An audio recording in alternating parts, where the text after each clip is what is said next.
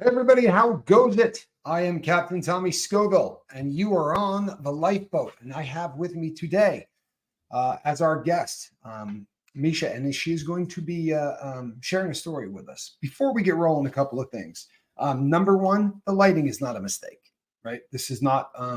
This is by design.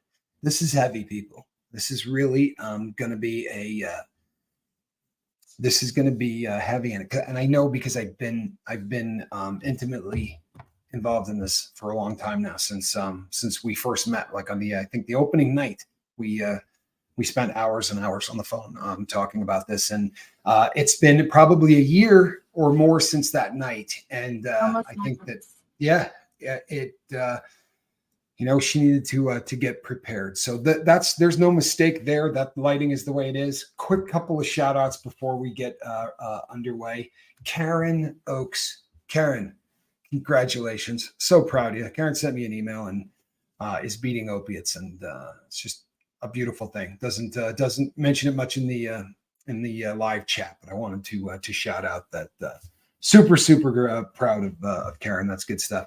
This, people, is the new backup squirrel. This was sent to me by our SPTV tattoo warrior, along with Epic. some really cool shirts that say "I'm on the lifeboat" with the symbol that she has tattooed on her perfectly on there. Epic. So thank you so much. Yeah, it really is epic. And you know what? I'll be really honest. I was kind of just dragging my feet because I know that in the first 3 minutes of this, that's when we're gonna see about 40% of this audience show up. Right? Usually happens in the first 3 minutes. So I do want to get this thing rolling. I don't want too many people to straggle. It would be great to have everybody here at once. We do have a pretty good start.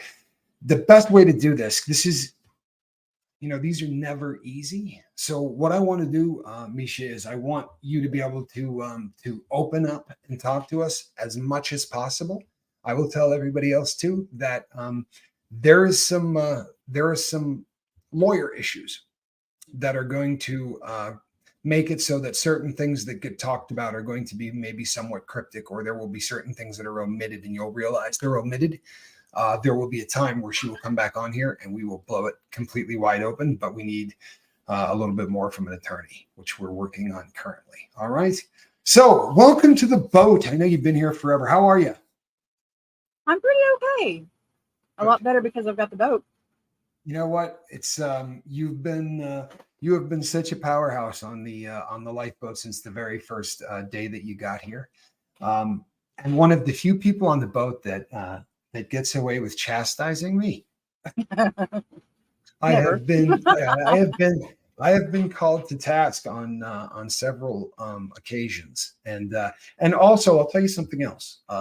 We live in a really weird world, and there are people out there that trash me. We all know that, and I remember you saw something that made you uncomfortable, and instead of doing like what everybody else in the world does, I just got a phone call instantly and was like, "Hey, I'm sending you a picture right now. Is this you?" I said, "No, that is definitely not me." But I really appreciate that. I appreciate how you've been since the very first day that you've stepped on the boat. You have been so honest and so forthcoming. And I know today we're asking for a lot out of you, right? Well, I'm So asking for a lot out of everybody else too, though, just to listen. So no question, it goes both no ways. question. Yeah, it does. Start wherever you want. You can you can start this story wherever you think it's going to make the most sense, so that everybody gets enough of the backstory. If we run long or whatever, don't trip. If we have to do this, we're not worried about the time. Okay, cool. All right. Um, Basically, I mean, I everybody's had a rough life, you know.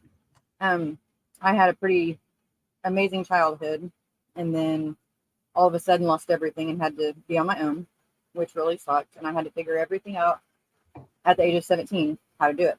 I had no family, no support, and thank God, um, one of my children popped up, and then thank God. Yeah. Oh, I thought I could do this without anything in here. I'm not starting. You know what? You're good. It was me and my girls forever, and We had a really rough time. But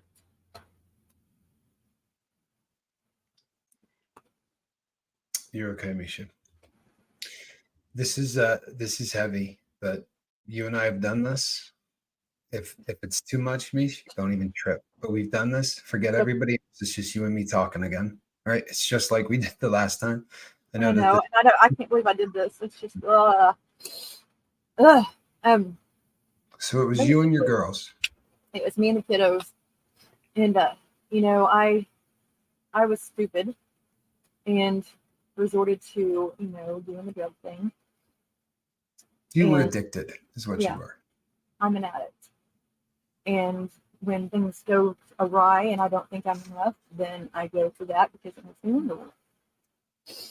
Um, but then there's other things that come into play in, you know, life, and I became a felon because of it. And when you're a felon, it's hard for a guy, obviously, but it's a little bit different for a woman because I was, you know, I was secretarial in business and things like that. And when you become a felon, you become so much less that. You know, they don't Yeah. want to have you because you're looked down upon. Yep. And every time that I was able to get my way into a job, I could flourish. I'm a go-getter. I'm an overachiever in everything I do. And so, I mean, there's a time like I even ended up having 16 movie galleries under my belt. They didn't even want to hire me, or they wanted to make me assistant manager, found out about the felon thing, and they had a lot of red tape, but they climbed over it for me because I've done such a great job. And in the end of everything, I had 16 stores, and the only reason I stopped having them is because of Red Box, you know, all that good stuff. You know, Right. um, but it was an amazing time, and I was able to prove that no matter what I'd done in my past, I was able to Was overcome it. I'm sorry to interrupt. Was it a drug charge? Yeah, it was. Okay. And I will just interject that one of the other things that happens with women ex-cons as opposed to men, if you look at the number of incarcerated men per 100,000 who become felons, and you compare it to women, because there are so many less ex-con women, statistically, they really do get beat up. Like there's been books written about this, and it's so much worse for women than it is for men, and I can vouch that it sucks for guys. Okay, so you're out and um you've I got your actually, girls. You also have a felony. Go ahead. to go back on that, I was offered the drug court, but going before the judge, he actually, I'll never forget Judge Combs. He said that he didn't believe in me because I had no support. He literally told me that because I had no support system, that he didn't think I could do it, so he was just going to miss it all and just make me a felon. Wow. Yeah. So for a long time, that actually worked really well, though, because I thought, don't tell me I'm not going to make it because I don't have any support. Right. He became a motivator for you. Yeah. Absolutely. I had a judge like that. Absolutely had a judge like that.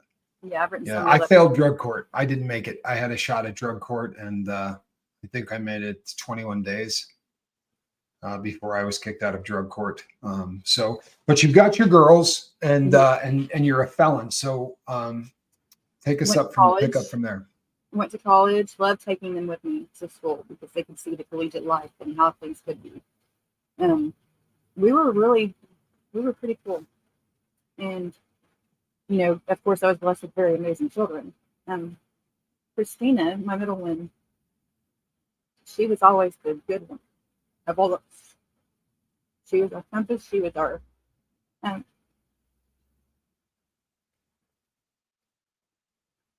she was the, you know, she always got the rotten end of the deal.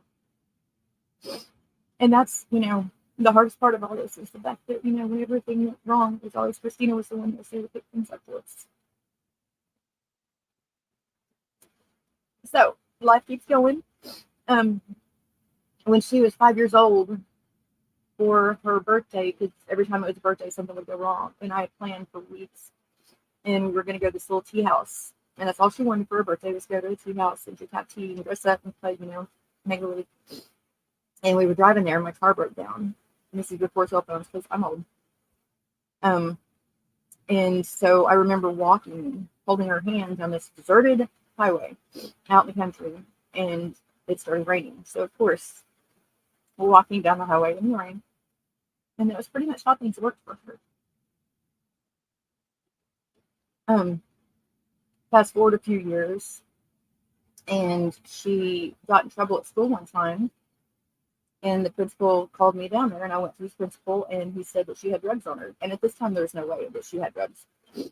I'm a firm believer in, you know, your children, and if something is to happen and they say something, you analyze them. You don't just say, I'm the mom and I know that it didn't happen. Right. I analyzed. I looked into it, because my children are just like everybody else. They're going to do wrong. I mean, look at the parents. But I told him, I said, you know, you and I have failed her. We failed this child. And he looked at me straight in the eyes and said, I'm a high school principal. I deal with failure every day. Wrong answer. You don't deal with failure. It's not acceptable as a high school principal. You fight it every day. Right. So just little things like that. I remember, you know, I've been arrested so many times for back fines. Not because I've done anything wrong, for back fines. So the movie gallery thing, whenever they closed down, we had very little child support at all, was because, you know, I was a silly woman and let him get away with nothing on it. But my daughter had, because it was struggling time, we didn't have very much food, and I was going to college still. My daughter had called him and asked him, said, look, we're having trouble. Can you just send a little bit of money? His answer to that was to call the police department where I lived. I'm studying for school. Get a knock on the door, and there's a policeman that comes to movie gallery every single day, hang out with me. Every single day. And I'm like, what's up? He says, I got to take you in. I'm like, why?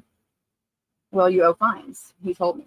He said they have to do anything that they get a call on them, they have to act on. So I got taken in then. Another time, my youngest was jumping on the school bus. And I made sure that she got on the bus every day like she was supposed to.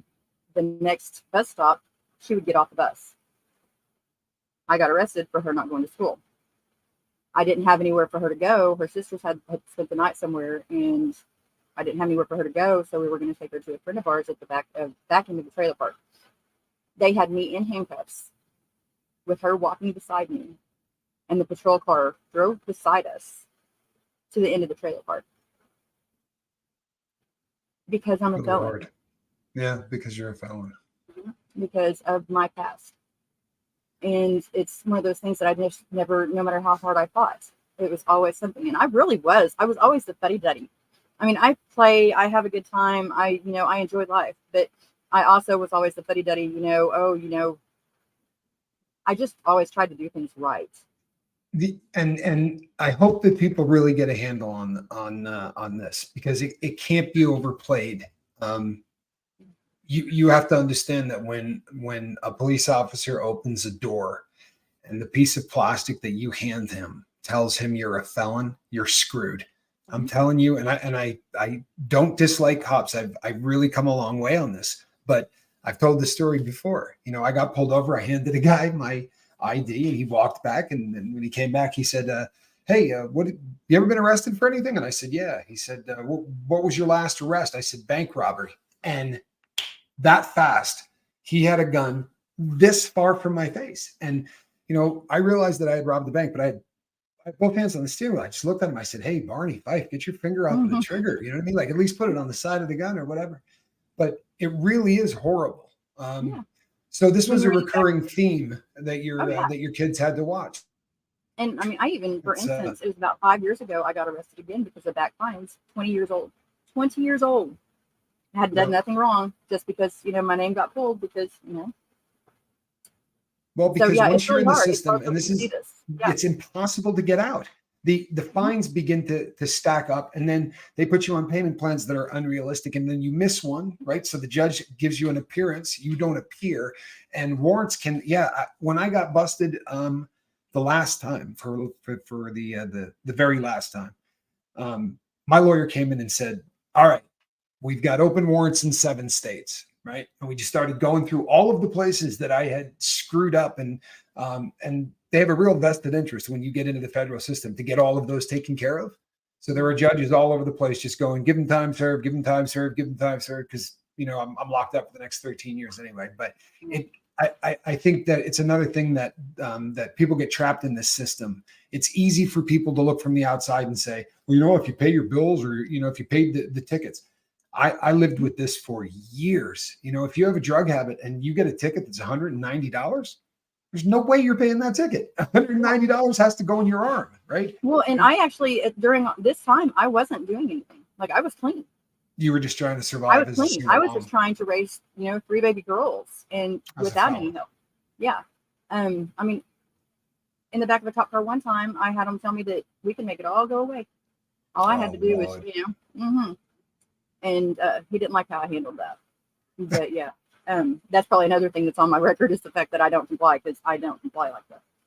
Well, good But for you. through all this, I'm still trying to stay sober, trying to do everything, trying to raise the girls, show them, because I'd messed up, early on. I didn't want to mess up anymore.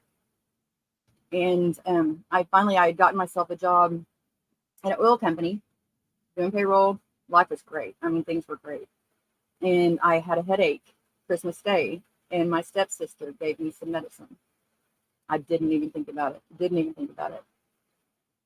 And my ex-husband had showed up, and he comes out to where I worked. And I didn't think about this either until later on. I put it all together. I realized, because he showed up, and he was, you could tell that he was somebody that had been in the world for a long time.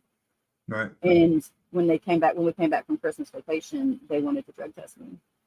And it was a headache medicine. It was not anything that was like, there was no name or anything like that. But because of my record, they thought they were acting weird when I was having trouble going to the bathroom. And I'm like, why are you all acting like this? I've been there for years, and I could just tell there was a heavy air. And what it was is my record, add it to that, and it's just automatic. And so I was dealing with that. And then I found out that Christina was doing drugs. I found a straw and a bag in my car when I went to back up. How old was she at this time? She was 17. And that was like such a mind-blowing thing, because how does an addict mother, how does she stop her daughter from, it was really, really just hard. And and it was methamphetamine, correct? Mm-hmm. Crystal meth. Okay. Yeah. I pretty much just lost it.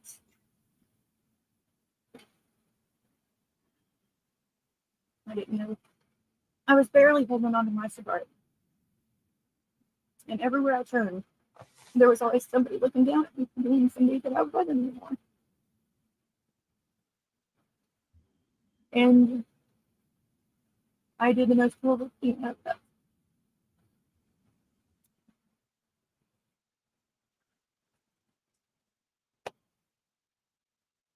You did what we do.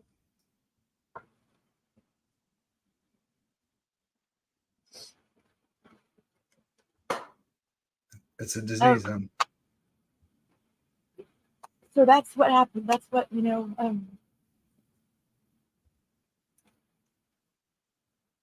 I just couldn't ever get it back, because it was supposed to have just been, probably short, it should have never been. It should have never been. We don't know how to cope, right? I mean, this was the toughest time of your life. The hardest thing for you to ever cope with, and our coping skills come by the gram. I mean, it's understandable, and I know it's hard, but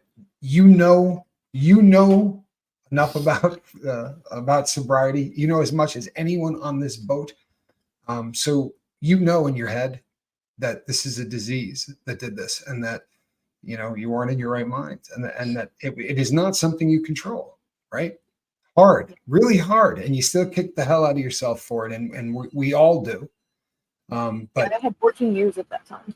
Yeah, 14 years of sobriety. But so you fall off the wagon at 14 years of sobriety. What happens next? Fast forward a little bit. Excuse me. Christina wanted to get to know her father, because my kids are 50% me, 50% him. And I was never going to say anything bad about their dad with me, because I wouldn't say anything bad about him. And so when they turned 18, she wanted to have a relationship with him. And I just put it out there. He was such a good dad, he decided to teach her the world. I abandoned her to the world, and he taught her the world. And she didn't know how to handle that.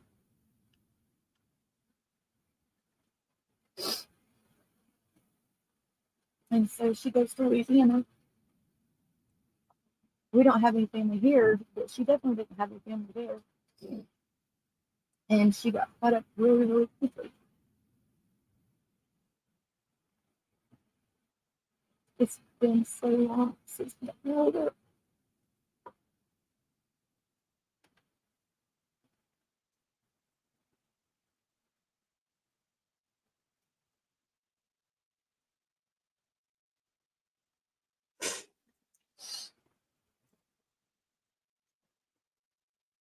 Sorry, Misha.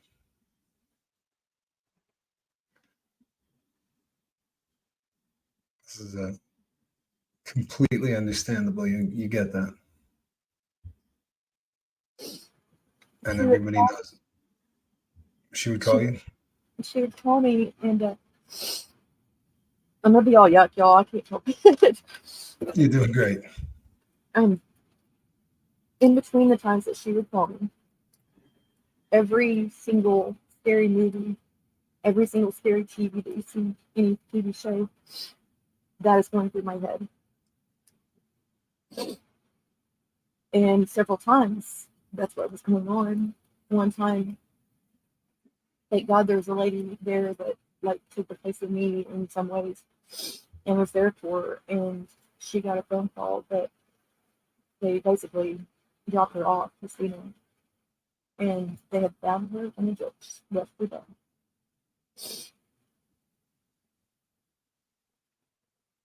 there.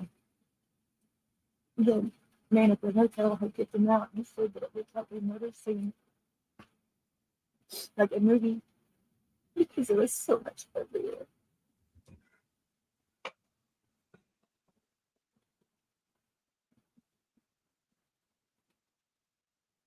Drugs are so hard, but she didn't grow up to be that person. Nobody starts out their life saying, I want to be a drug addict. No. And everybody that looks down and says, just cure it and just let nature take care of itself. How many times do you stop and look at that person first and say, what could have caused that? Because she didn't ask for that. She, granted, after the fact did, but when you're homeless and you've got people after you all the time, you either stay up because people are going to steal everything from you, or they're going to steal everything from you. Right. And you're hungry and you've got $10, $20. What do? You go and buy the drugs because it's survival. Every time. Even drugs. It's you want to be able to stay awake so you can survive. It is harder to be homeless. Everybody says, well, they just don't want to work or they're lazy. I've been homeless. It is the hardest thing in the world to do because you've got people looking down on you. Granted, it's hard to find a place to shower. Luckily, if there's a lake or something nearby, you can find the showers there. Everything that is open to the public isn't open to a homeless person. Right. And the look of disdain in every single person's eyes that you see. Absolutely. That you can't really put a weight on that if you haven't experienced that. I don't know that it can be explained, but it wears on your soul. Yeah, and you're trying to, well, why don't you start doing better? Why don't you feel better? Why don't you do this? Because you're looking down at me while you're saying it, and you're telling me how you could do it, but you're not telling me how to do it. You just tell me how it should be done. You should do it, but you're not giving any solution. You don't have a way to have a phone call if somebody calls you for a job. You can't stay clean. You don't have clean clothes. You don't have a way to get back and forth. She was doing rehab once, and this is the reason she always would tell me that, I'm like, baby, we've got to figure something out. We've got to get you home. We've got to get you in rehab. We've got to do something. Mama, I tried to rehab. She went to rehab and didn't have a way to call anybody. And she had a job, either an interview or a job. And nobody would pick her up. She had a curfew that she had to make it home to the rehab by, and she couldn't make it, and they kicked her out. The rehab was supposed to have been picking her up. She walked to rehab. On the way there, obviously, there was somebody there that had something for her. I don't blame her. No. I don't. And she still, through everything, was so sweet. She asked me for money twice. I've like 8 years. She asked me for money twice. she still talked about God. She still knew that God had a plan for her. And I used to tell her, baby, your testimony, it's going to save lives. We thought it was what you knew. Sharing the testimony for what? And I'm mad. And I'm all over the place telling you this. I don't have a You're good good. order today. You're good. She was an amazing soul. Her name is Christina Ray. And she's my really sunshine. And her story is going to shine a light. Because all those people out there that we're looking at, we're thinking we're just drug addicts. I tell you something, moms that are out there, I was waiting for her to get to rock bottom. The stuff that is out there nowadays is not the same stuff whenever we think. If we ever had a bout in it, if we ever experienced it, well, I know you can put it because I know I was there. You weren't there. That's right. This stuff it's not just to get you to feel better or to be happier. It's to get you to where that you don't feel like you're dying. It does stuff. I mean, you've seen the videos where people have their arms just decaying. Yeah. If your arm was decaying like that, if you were losing it, would you continue to do it? And I'm working now. I've got about a half a dozen people who are on trank who have been open enough. In the beginning, no one would come clean. They would tell you that they're on dope, but now I've got people that come and they say straight out that they're on trank. And Misha nailed this. This is not when we think of our lives and we think about we went out and we partied or we bought a bag or whatever, we were it, right? It's never ever going to be the same. It's never going to be that. Now, every single time somebody buys a package of drugs, the odds that that package can kill them is about 60%, right? That's what they're telling us. So, and people know this, yet they're still willing to take it because it's that big of a draw. It's that big of a thing. Now, I will interject. There is, and I need to get those links back up on Life Coach. There are tests now that are free that you can test your stuff before you do it. I don't know what would happen if you tested it and it showed up positive. Chances are they're probably still going to do it because the I've got one here actually. Sorry for the noise, but I actually have a couple of them here on the desk because they give them out free everywhere. I pick them up anywhere, anytime I see them anywhere. But it really does bring up the question though. I mean, if I were in the height of my addiction and I pulled out my little test strip and it said that this was fentanyl instead of heroin, I'm going to throw it on the ground. It's just not realistic. You have to put that in your arm or you're going to be sick. Even still, it might give somebody at least the knowledge to say, this isn't what I think it is. Maybe I'll do, half of this, or I'll do, a third of this. At least it's something because, currently we're doing nothing. And, we unfortunately too, that, for the longest time, Narcan has been the answer, right? If a person overdoses, it's not the answer anymore. It just doesn't. It does not do what it used to do. Sadly, the opiates that they're using, these opioids, these synthetics, it takes sometimes up to 12 doses, right, to bring somebody back. And add in xylazine, and now you've got a really, really heavy tranquilizer that is going to not be affected by Narcan in the slightest. Go ahead. You see the people in the videos and you see them literally bowing out. And that it scares me so bad because do they think that it's going to be something that treats them differently? What is it? It's got to be so strong of a pull. It is honestly the exact same thing that it has been since man fermented the first grape. This is the ability to take things away, right? Drugs and in any versions, alcohol, whatever, it gives you nothing, right? It takes away. It takes away pain. It takes away anxiety. It takes away inhibitions, right? Lets you go to the party and be the dancer that just doesn't care, right?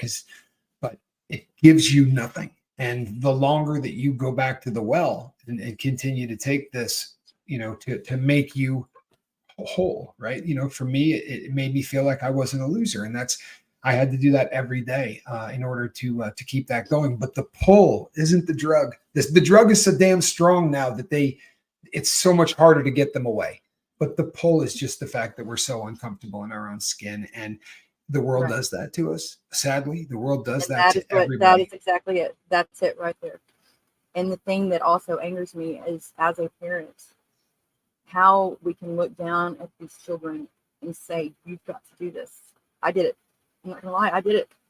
You're gonna have to get off this stuff. You're gonna have to wait for rock bottom, let it hit. How are we not getting more angry at the fact that, instead of looking down on these children, getting more angry at the fact that this is not just an addiction anymore? There is so much more at play, and we're just leaving our heads in the sand. We're not educating ourselves at it. We're just walk by it. We can't walk by it. If we love our children, even if they've never touched it, we have to educate ourselves. We have to look at what this is and be more compassionate. Because anger and the putting somebody down and just ignoring it's not doing anything making it worse. No, it does absolutely no good, and it's we're in such an area as parents that or grandparents or uncles or aunts or whatever. Um, it's it really is the first time that if you do not take time to talk to your kids about this stuff, there is an excellent chance you're going to bury them. And it is the most frightening thing. And I don't enjoy saying it. I've made videos where that's really all I say. It was on a short. And I remember reaching out to you before I did it, because I thought to myself, this is just, it needs to be said. You know what I mean? If you're not jumping into this right now, if you're not in this fight, the war goes on without you, I promise you, and it's just going to continue to kill people. And we have to choose a side. It's this is the face of fentanyl, right? When you hear that 350 people a day are dying of this, that just sounds like a number, right? When you were talking and you were really struggling, the comment section there was not one person that wasn't writing, please tell her that I'm giving her a hug and that we love her and that we're here for her. And you know what? It's amazing. And it's an amazing group of people here. It really is. I love the boat. I do too. I wouldn't have been able to do this at all. I'm super impressed that you came on. This took a lot of courage. A huge shout out to Quiet Girl, who has risen above and beyond. She works very much like a personal assistant to me, and I am not an organized individual, and I'm probably honestly one of the most difficult people in the entire world to do things with, because my brain works in a very unusual way, and she's just patient and lovely. She made this happen, and she's done so much to help so many people that are struggling.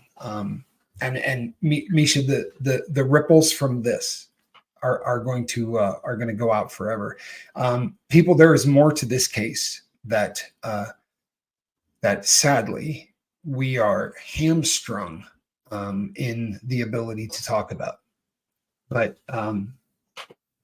what I think is fair to say is that there are some very serious questions to exactly how the last of her life was, and there's reason to believe that the people whose job it is to determine that haven't really done a very good job of it. Did I do all right? We're not pushing. We're not pushing too hard.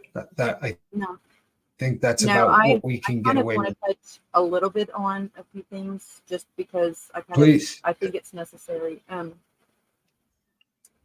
When she would call, I was okay for that time when I was talking to her. Other than that, my life is a living hell.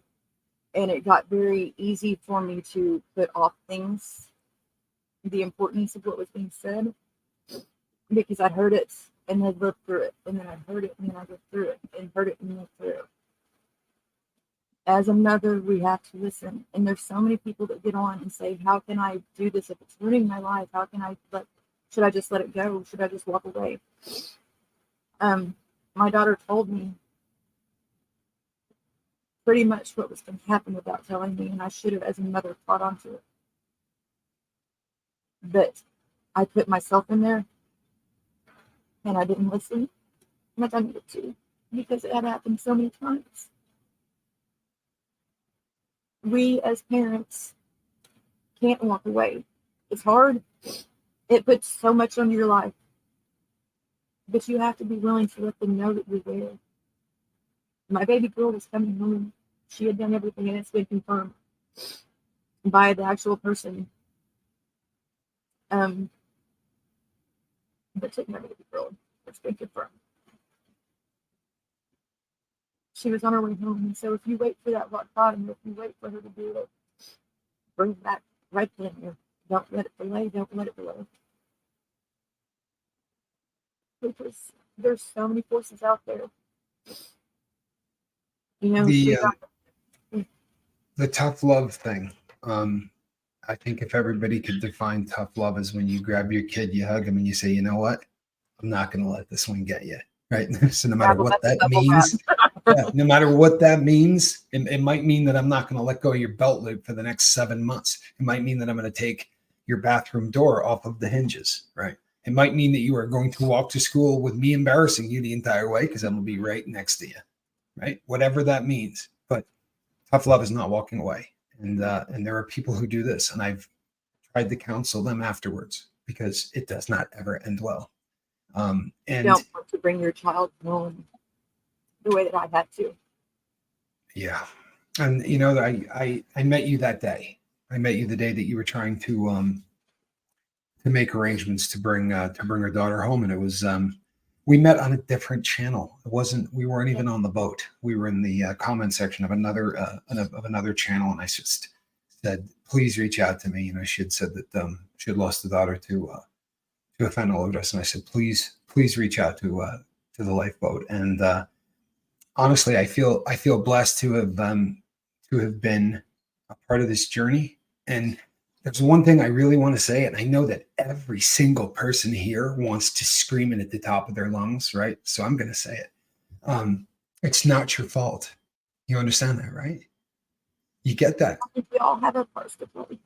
Well, and I think that we have to be a little bit more obvious to what we have out there. I love it. I really do. I love it. But you didn't do this, right? You didn't, and you can spend the rest of your life kicking the ever-loving crap out of yourself for this. I think this is a huge step. Crap out of everybody that is responsible that's not doing their job.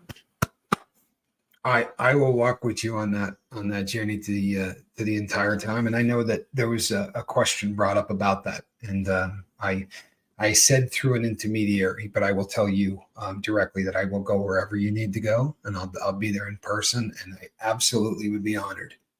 And I told her that today, but make no mistake, I'm gonna ride this one out with you to the very end of it. This is the hardest thing in the entire world for any parent, right? There's no way to make anybody understand. I don't. I promise you, I don't. Thank God. Thank God. Yeah, thank God. But I'll tell you something. I probably have talked to more parents who have lost kids to drugs than the average person. And what you all go through is so identical in every situation. The cycle of how it works it's always the same. But I think that this is such a huge thing today for you to come and do this, and for you to put this out to the world. Number one, it's going to do good. You're going to scare the crap out of some moms today, and you know that's exactly what needs to happen. Needs to be. Right? Yeah, we can't worry about ourselves yet. Just because our children turn 18 doesn't mean we're done as a parent. Yeah, it's never done. It's more scary now for me whenever they are over 18 because I can't keep them under my roof. It's so much harder a job because they get to be their own people. You just have to hope that you raise them well enough.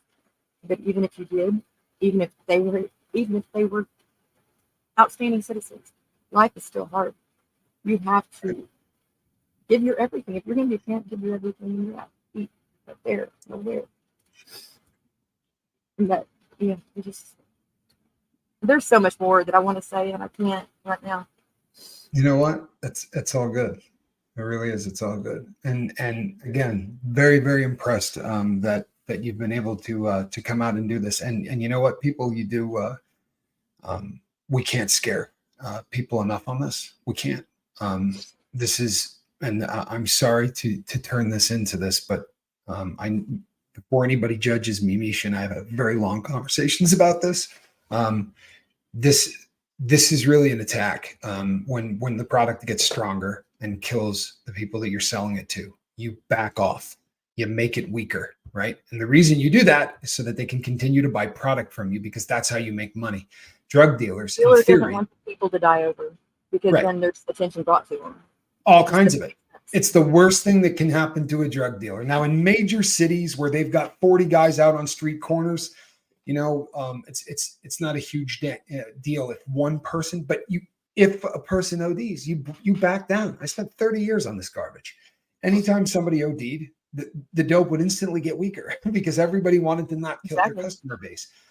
Every single batch that's coming across the border that they find is stronger than the previous one. And they're not just finding it in the bigger places. They're finding it everywhere. Everywhere. The little town that I grew up in, right, which had never when I went to college there in the 80s, they had never had a heroin bust in the state. It is now the fastest growing state in the U.S. in terms of how fast the opioid epidemic is growing in that state. There's no such thing as a border state anymore, right? Every place in the U.S. is a border state. You can get this stuff anywhere. There's a fantastic book called Wonderland. It's written by a reporter named John Quinones, and he studied the how this happened.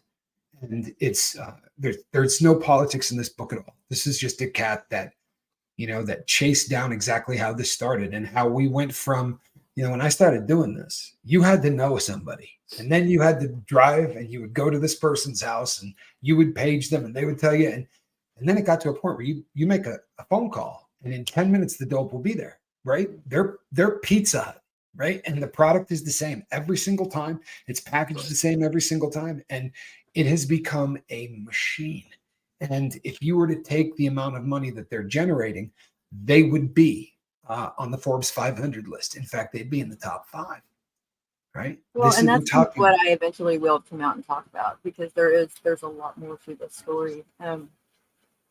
There's a lot of places, yeah, there really, really is. And I'll tell you this too, real quick, everybody. I'm not cutting her off, but because I know where this is going, I'm gonna. we talked at length today. And there was even some talk. I was talking to my assistant, and I said, you know what? Should we do this, or should we wait until we've really had our sit down with the attorney so that we can really? And this is what it comes to, people.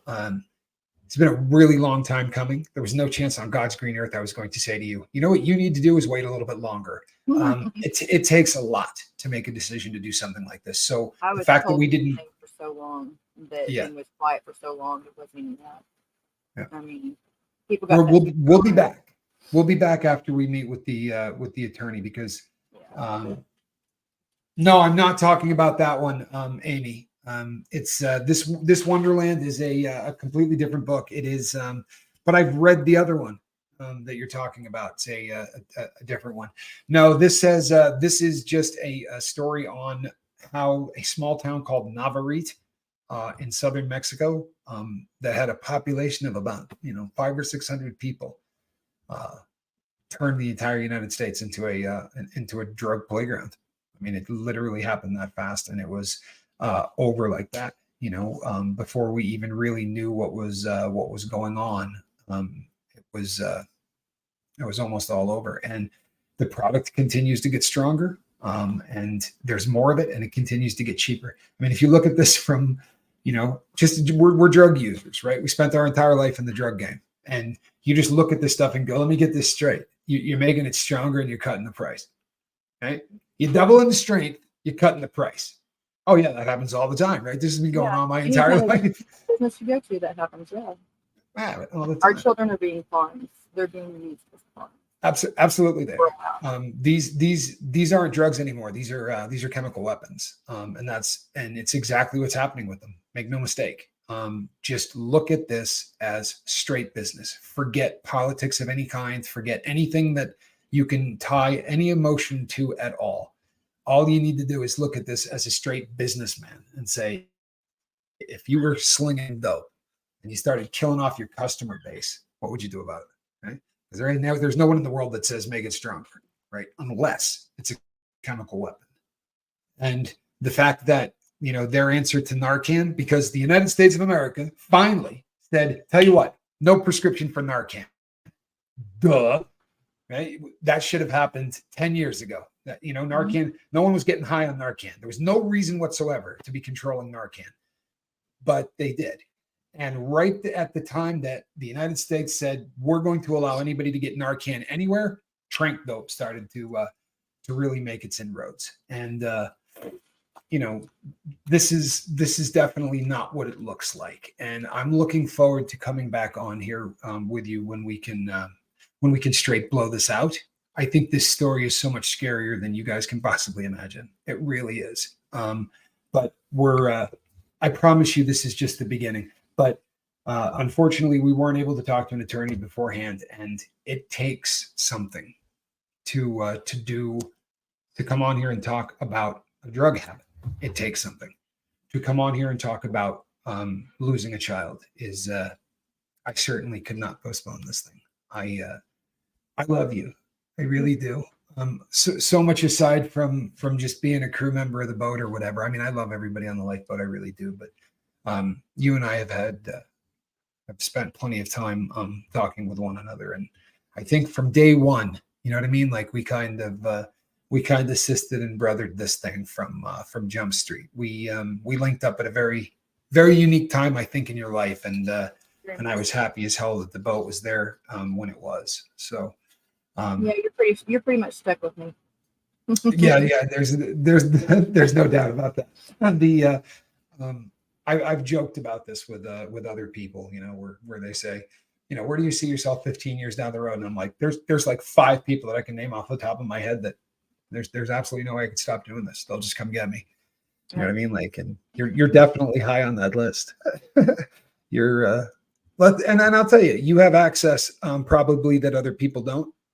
But it's because again, how we met, and people, I bet, am I exaggerating? I think we probably went about 5 hours. Like we had a really long phone call. It was that phone call.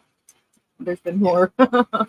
Yeah, exactly. There's been many like it, but the first night we were on there for about 5 hours, and I think the both of us probably spent about 2 of them crying.